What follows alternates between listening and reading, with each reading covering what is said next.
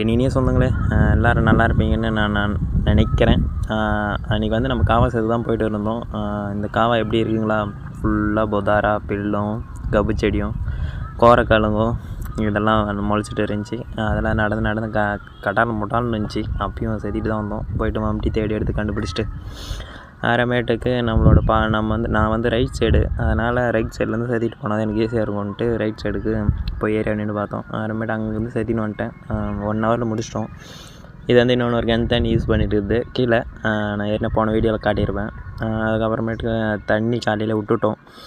அது போயிட்டு தண்ணி அறுத்துட்டு போயிட்டே இருந்துச்சு. சரி, ஓகே, பிள்ளைக்கு எடுத்து விடுவோம், அடுத்த தண்ணிக்கு செதிக்கிடலான்ட்டு தண்ணி எடுத்து விட்டுட்டோம் காலையிலே. அப்புறம் போய்ட்டு அது பிடிங்கிட்டு விட்டால் தண்ணி வேறு பற்றாக்குறை. போர் ஓடியும் போர்லேயும் தண்ணி குறைஞ்சிச்சு. 2 பாத்தி தான் பாயுது. இப்படி பாய்ஞ்சால் நம்ம ஏக்கரை கணக்காக வச்சுன்னு இருந்தோம். தண்ணி பாய்ச்சி எப்போ எடுப்போம்னு தெரியல. அதனால் காவாசத்துக்குள்ள பில்லு எடுத்துகிட்டு வந்தோம். அரை பசி இதே எடுத்துகிட்டு போகிறதுக்குள்ளே பிடிங்கி எடுத்து போகிறதுக்குள்ளே பசி எடுத்துச்சு. அப்புறம் ஒரே ஒரு இது வரைக்கும் மூட்டை வரைக்கும் எடுத்துக்கின்னு நானும் வந்துட்டோம். பாய் கைஸ், அடுத்த வீடியோவில் பார்க்கலாம்.